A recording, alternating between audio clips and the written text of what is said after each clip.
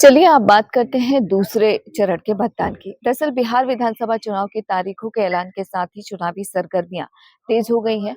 आपको बता दें कि चुनाव आयोग के मुताबिक बिहार में 2 चरणों में चुनाव कराया जाएगा, जिसमें पहले फेज के लिए वोटिंग 6 अक्टूबर को होगी और आपको बता दें कि दूसरे फेज के लिए 11 नवंबर को मतदान किया जाएगा।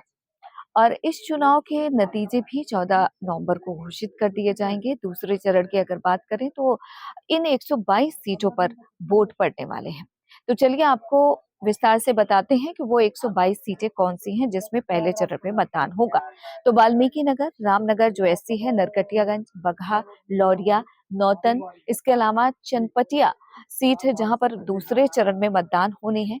बेतिया 9 नंबर पर आता है, सिकटा, इसके अलावा रक्सौल, सुगौली, नरकटिया, हरसिद्ध, इसके अलावा गोविंदगंज एक सीट है जहां पर दूसरे चरण में मतदान होना है। केसरिया, कल्याणपुर, पिपरा और मधुबन।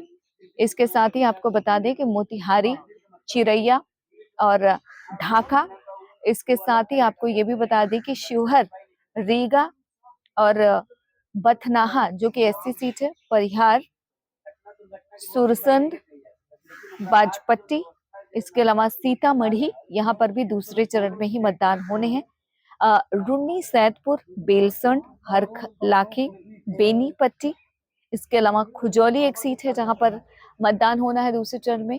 बाबू बरही, बिस्फी, मधुबनी, राजनगर जो कि एससी है। झंझारपुर की अगर बात करें तो वहां पर भी दूसरे चरण में मतदान होने हैं। फुल परास, लौकहा, निर्मली, पिपरा, सुपौल, इसके अलावा त्रिवेणीगंज एक सीट है जहां पर भी दूसरे चरण में मतदान होना है।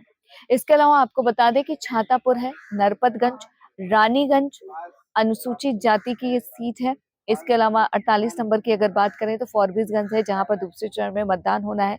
अररिया, जोकीहाट, सिकटी, बहादुरगंज, इसके अलावा ठाकुरगंज और किशनगंज, कोचा, धामन, अमौर, इसके साथ ही बैसी एक सीट है जहां पर भी दूसरे ही चरण में मतदान होना है।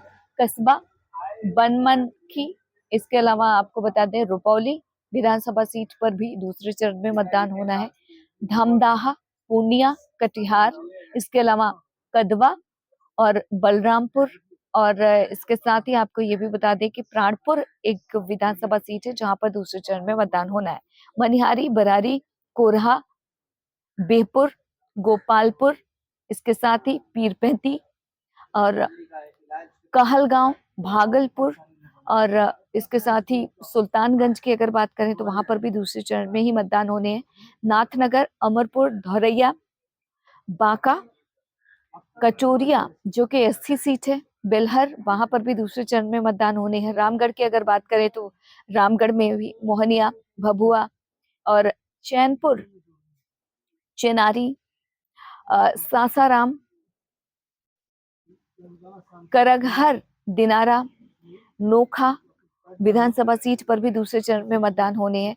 डेहरी, काराकाट लोकसभा निर्वाचन क्षेत्र है, वहां पर भी दूसरे चरण में मतदान होने हैं। अरवल की अगर बात करें, कुर्था, जहानाबाद, ये वो तमाम सीटें हैं। इसके साथ ही आपको बता दें कि घोसी, मखदुमपुर जो कि एससी सीट है, विधानसभा सीट है, यहाँ पर भी दूसरे चरण में ही मतदान होने हैं। गोह, ओबरा, नबी नगर, कुटुम्बा जो कि एससी सीट है। इसके अलावा आपको बता दें कि औरंगाबाद, रफीगंज, गरुआ गुरुआ, शेरघाटी, इसके साथ ही इमामगंज एससी सीट है, विधानसभा सीट है जहां पर भी दूसरे चरण में मतदान होने हैं। बाराचिट्टी, यहाँ पर भी दूसरे चरण में मतदान होने हैं। बोध गया की अगर बात करें तो यहाँ पर भी दूसरे चरण में ही मतदान होगा। गया टाउन, टिकारी, बेलागंज और अत्री की अगर बात करें तो अत्री विधानसभा क्षेत्र में भी दूसरे चरण में ही मतदान होने हैं। वजीरगंज, रजौली, हिसुआ, नवादा, इसके अलावा गोविंदपुर की अगर बात करें तो यहाँ पर भी दूसरे चरण में मतदान होना है। वासलिंगगंज है, सिकंदरा है, जमुई, इसके अलावा झाझा की अगर बात करें चकाई की बात करें, ये वो तमाम सीटें हैं, यानी कि चकाई हो गई आपकी 122वीं विधानसभा सीट, जहां पर दूसरे चरण में मतदान होना है। यानी कि पहले चरण का चुनाव जो है वो 6 अक्टूबर को, 6 नवंबर को पहले चरण का मतदान होगा, दूसरे चरण का 11 नवंबर, और 14 तारीख को नतीजे आ जाएंगे और ये देश दुनिया के सामने आ जाएगा कि बिहार की जनता ने किसके पक्ष में इस बार अपना मत दिया है। क्या एक बार फिर से वो एनडीए गठबंधन को चुनती है, या फिर बिहार की जनता सत्ता परिवर्तन चाहती है। दिल्ली से इंडिया पोस्ट न्यूज के लिए ममता चतुर्वेदी।